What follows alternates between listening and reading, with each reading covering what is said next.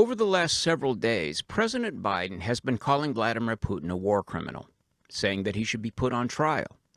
Meanwhile, Putin seems to have given up on his attempt to take Kyiv.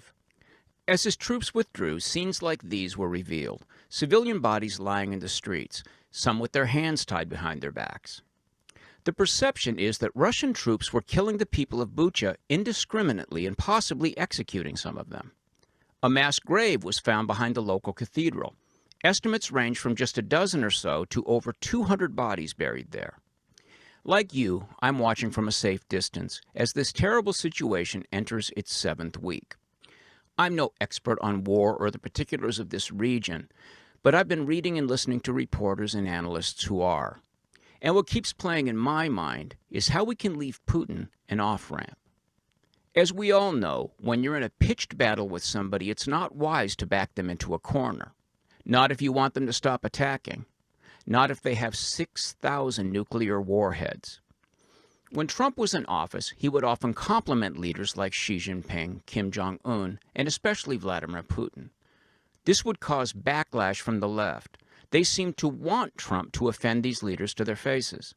I assumed that this was just their own hatred of Trump showing itself. Because I could see no possible reason why a diplomatic visit with somebody like Putin should be laced with insults and accusations. Trump knew a little bit about massaging the egos of powerful men. Before he took office, my progressive friends made all kinds of dire predictions. They were certain that Trump would get us into wars all over the world. Exactly the opposite happened, and one reason for that is Trump's understanding of the alpha male. Putin is definitely changing plans. It looks to me like he's going to move his troops over to the Donbass region and back to what was probably his original plan, to grab that area like he grabbed Crimea in 2014. If I were advising Joe Biden, I would tell him to cool it with the war crimes rhetoric and send Putin a short letter reading something like this. Dear President Putin, it occurs to us that your incursion into north-central Ukraine was based on flawed intelligence. You were apparently led to believe that the people of Ukraine would embrace a Russian occupation and that President Zelensky would flee the country. Thank you for halting your advance on Kyiv.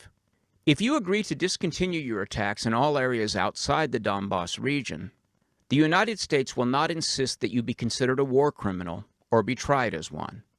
In addition, we are asking NATO to put a 10-year freeze on any possible admission of Ukraine into that organization. Russia is a great nation, and your participation in the world's safety and economic well-being is important to all nations around the globe. I look forward to working with you.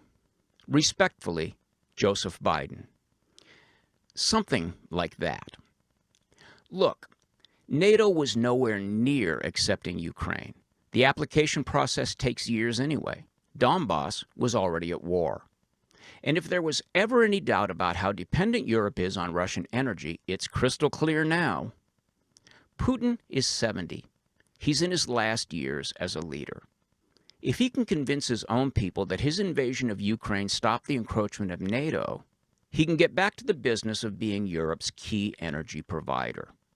Again, I'm no expert, but there is no leader anywhere who is not also a human being, with a human mind that can get a lot of things wrong. This is especially true with autocratic leaders who tend to be surrounded by yes men. Trump knows this. Sadly, he couldn't apply it to himself when his own yes men encouraged him to contest the 2020 election.